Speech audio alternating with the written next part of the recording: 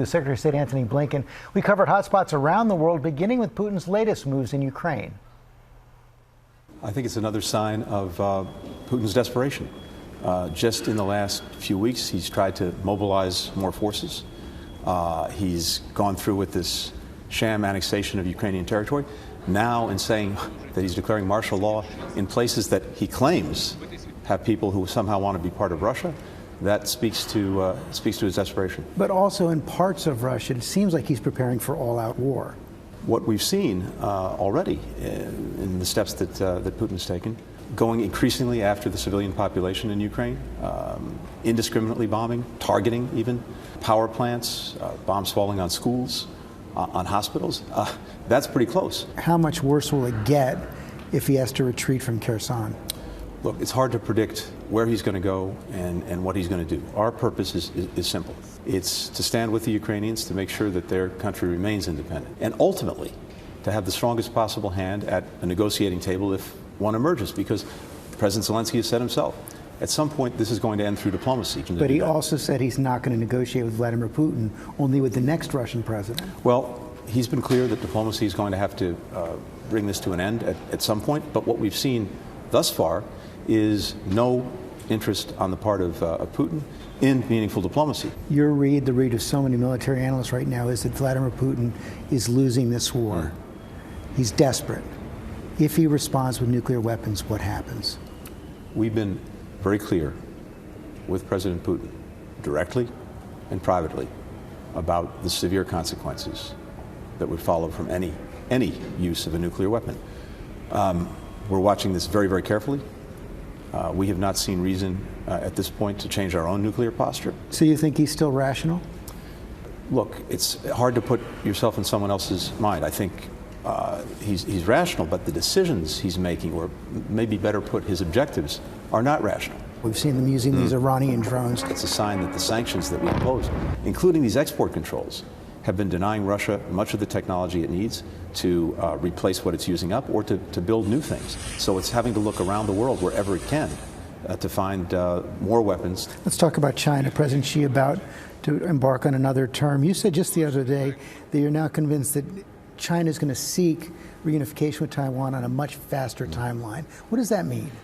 For many, many years, there was a basic understanding when it came to Taiwan. Whatever differences existed between Beijing and Taiwan would be resolved peacefully.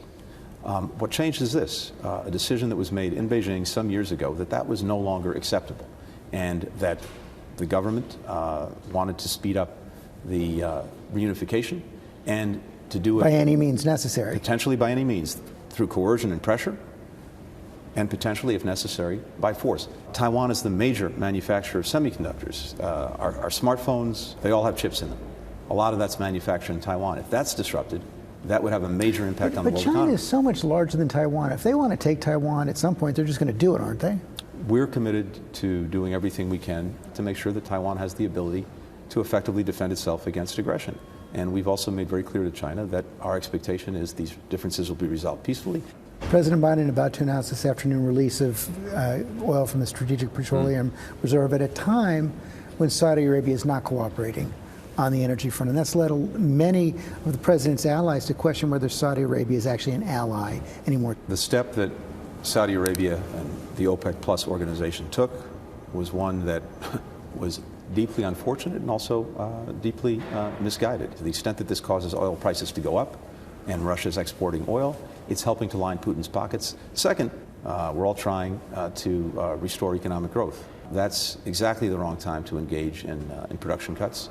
And to the extent that they're concerned about oil prices going down, if things are going in a direction that they really don't like, they can make a decision then.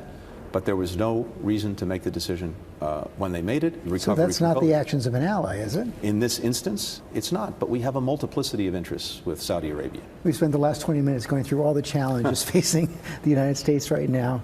And, you know, when I talk to friends and family, and they wake up to the headlines every day, they say it seems to them that the world is more dangerous now than it's ever been. What do you say to them? I say, yes, it is dangerous. It is complicated. It is full of challenge. And part of it is because we know what's happening around the world in real time in ways that we never did before. But at the same time, I'm also seeing incredible opportunities. One of the first instructions I got from President Biden in taking this job was to re-energize our partnerships. Most of the problems that we actually have to solve, that people are worried about, we have to be able to work with other countries. That's what our diplomacy is all about. Later today, here in Philadelphia, I'm going to get a chance to swear in some new American citizens. One of the parts of my job that gives me the greatest satisfaction. Your face just lit up. It's the renewal of our country. My late stepfather, he became a citizen of the United States, and he used to say to me, you know, you are an American citizen by a very happy accident of birth. I'm an American by choice. That's a very powerful thing. That's what carries our country forward.